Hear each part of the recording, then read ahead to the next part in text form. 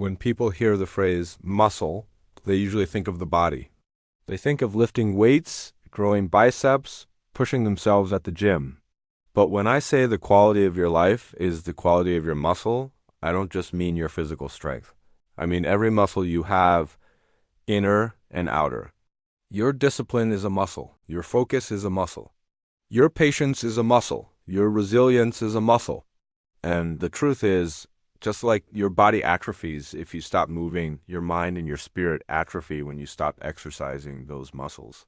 Life is heavy. Let's not pretend it's not.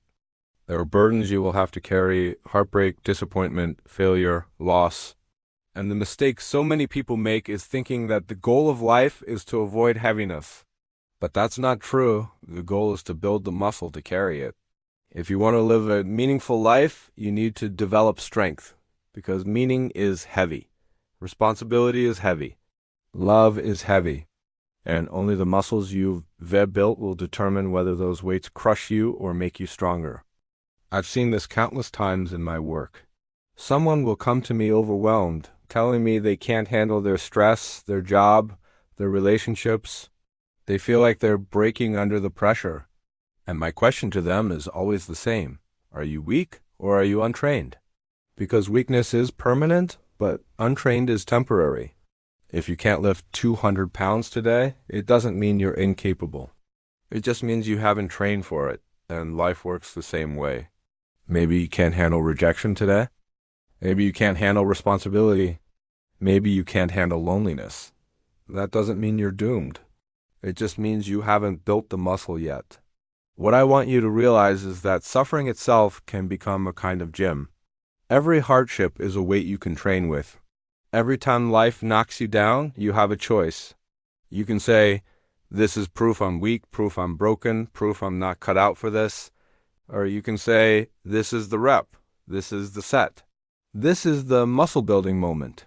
The quality of your life will come down to whether you avoid those weights or engage them. Now, here's the paradox.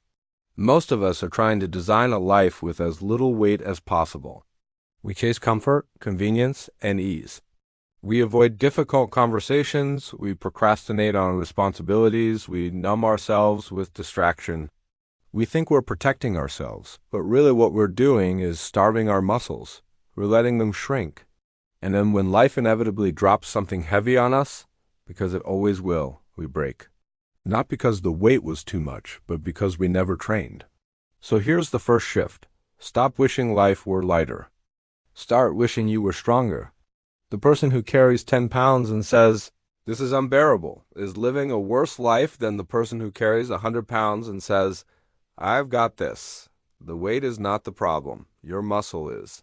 But let's go deeper, because when I talk about muscle, I'm not just talking about toughness. I'm not saying you should clench your teeth and bulldoze through pain. That's not strength. That's rigidity. Real strength is flexible. Real muscle adapts. Think about the body. When you train a muscle, it doesn't just get bigger, it learns. It learns how to fire fibers more efficiently, how to stabilize, how to coordinate with other muscles. The same is true for your mental muscles. Resilience doesn't mean you stop feeling pain. It means you learn how to recover faster. Patience doesn't mean you stop feeling impatience. It means you learn how to hold it without breaking. Discipline doesn't mean you stop craving comfort. It means you learn how to act despite the craving. And this learning process is uncomfortable. Growth always is. That's why so many people quit. The first time they try to meditate and their mind races, they say, I can't do it. The first time they try to focus on work and get distracted, they say, I'm hopeless. The first time they go to the gym and their muscles ache, they say, this isn't for me. But those are exactly the moments when the muscle is being built. The ache is the sign. The distraction is the sign. The failure is the sign. If you quit there, you never grow. If you stay there, you get stronger. Now let's connect this to the bigger picture of life quality.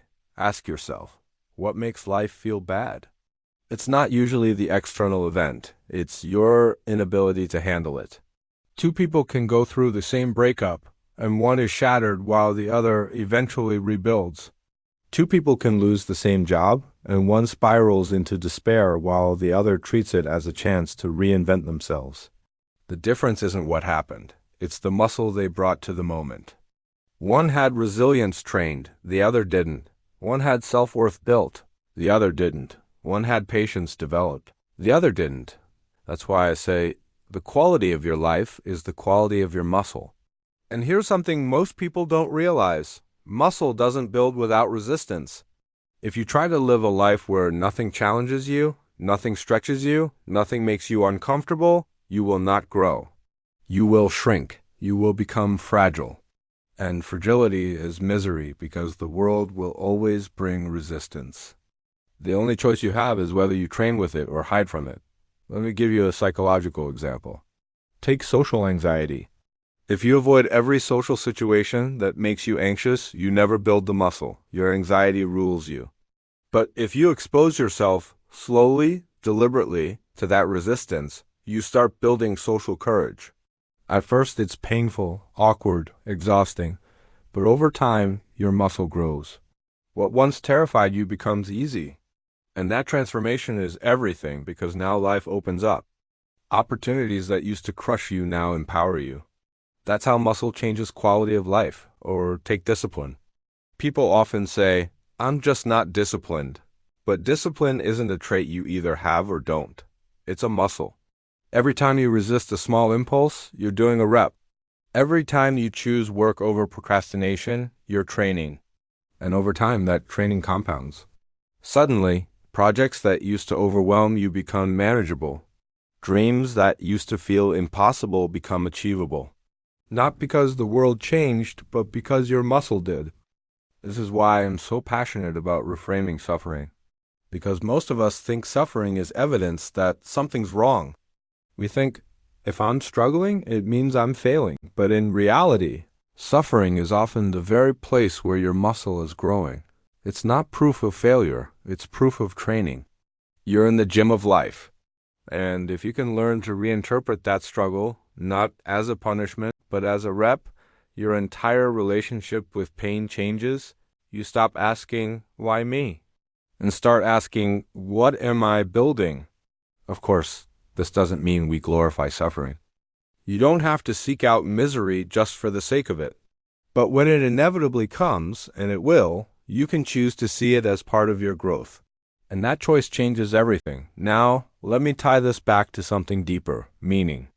Because the muscles you build don't just make life more bearable, they make it more meaningful. Think about it. Love without patience crumbles. Work without discipline fails. Dreams without resilience die. Purpose without focus fades. Every meaningful thing in life requires muscle to sustain it. That's why so many people feel like their lives are empty, not because they lack meaning, but because they lack the muscle to hold it. When you build your muscles, you expand your capacity for meaning. You become capable of carrying more love, more responsibility, more purpose. And the amazing thing is, the heavier the weight you carry, the more fulfilling life becomes. That's why parents often say their children are both the hardest and most meaningful part of their lives. That's why people who sacrifice for a cause often feel more alive than people who avoid sacrifice. The weight is heavy, but the muscle makes it joyful. So here's my challenge to you. Stop running from resistance. Stop designing your life around comfort. Start training your muscles. When you face hardship, don't just ask, how do I get rid of this? Ask, what muscle is this building? Is it patience? Is it courage? Is it self-control? Is it empathy? Every challenge is an invitation to grow. If you accept that invitation, your muscles grow. And if your muscles grow, the quality of your life grows. Because at the end of the day, the person with the strongest muscles doesn't live the easiest life. They live the fullest one. So when I say the quality of your life is the quality of your muscle, I don't just mean the fibers in your arms or legs. I mean the emotional, mental, and spiritual muscle you've built over time. Because what happens when you're faced with rejection, failure, heartbreak, or loss? Do you collapse and crumble into the weight of it? Or do you lean into the strength you've built through discipline, through the consistent repetition of choosing the harder path over the easier one? That's what defines the texture of your life. People tend to think of life as something happening to them, like it's this movie they're forced to watch. But the truth is, life is this arena where your character, your endurance, your capacity to suffer without breaking, and your ability to grow through pain are constantly being tested. And every single day you either show up and lift that invisible weight, or you get weaker without even noticing it. A lot of people think motivation is what builds success, but motivation is fleeting. It's the discipline, the muscle that really carries you when your brain is screaming to stop. Think about it. When you're in the gym, motivation might get you to the door. But when the set gets heavy, motivation dies and discipline takes over. And the same thing happens in life. Motivation might get you to apply for that job, start that business, or talk to that person, but when rejection comes, when money dries up, when your self-doubt screams louder than your desire, the only thing that keeps you standing is the muscle you've trained. That's why I tell people, don't look for comfort, look for resistance. Don't look for ease, look for struggle. Because life will give you plenty of both. But only resistance grows you. It's like we all want to be comfortable, we all want the shortcuts, but shortcuts rob you of the very muscle you need to handle the storms. You see this with people who get sudden success. Lottery winners, trust fund kids, influencers who blow up overnight. They get the external result without the internal muscle.